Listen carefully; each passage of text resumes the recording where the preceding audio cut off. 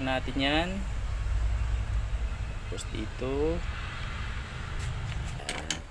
Napakadali lang, oh. Oh. Yung iba kasi matigas ikutin, no. Pero ito, wala tayong gagawin na hardbound ngayon mga kabisdak.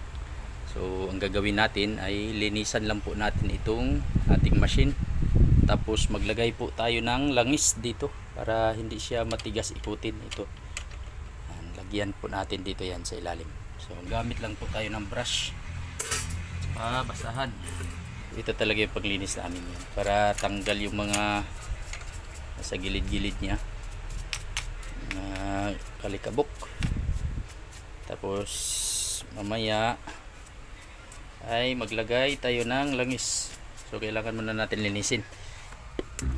So gamitan na ng dumaan yung season nagamit natin sa gusto.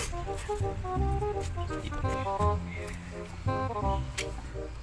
So ganyan mga kabisdak, dapat alagaan din natin itong ating machine kasi mag-repair kung sa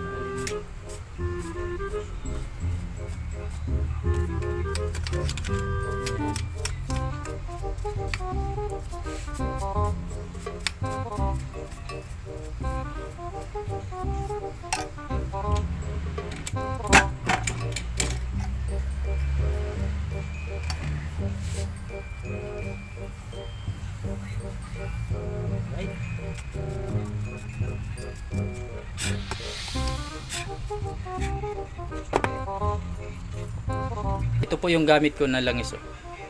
Sa mga ganyan, yan dito, naglalagay din ako niyan dito. Pero yung iba kasi walang ganito yung ikutan dito sa dulo. So ibang machine. Ito po yung gamit natin. So pwede naman yung BB oil kung naaamoyan kayo nito. Yung BB oil na lang gamitin nyo.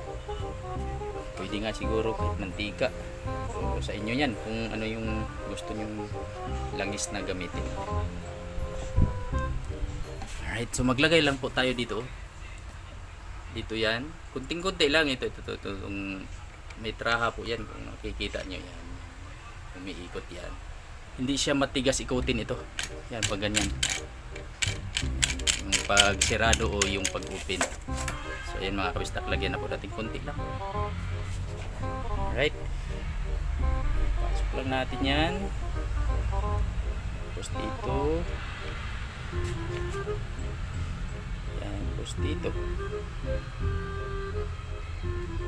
Yan. Ginagawa mo. Alright. So yan.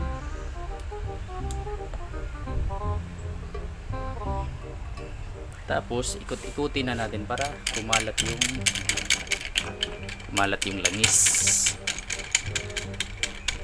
Diba?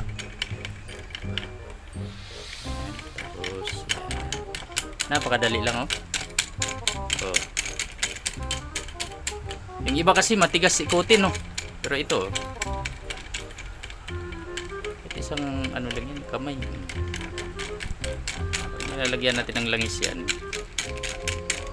Goods na goods yan. Mga kusdak, lagyan. Tanggalin natin muna. Dumaan kasi yung season, kaya nagamit siya ng gusto mga kusdak, kaya lagyan natin ng padulas diyan para hindi mahirap itulak ito. So yan, ibalik na po natin mga kusdak. Napaka-smooth itulak. Oh. Smooth na smooth ng mga kusdak. Alright, so ito, yan. Dapat kunting-kunti lang kasi tumutulo yan pag nadamihan ng pagkalagay. Alright, so ganyan na siya mga kabistak. Ganyan lang ang paglinis at saka paglagay ng langis. Napakalambot na gamitin.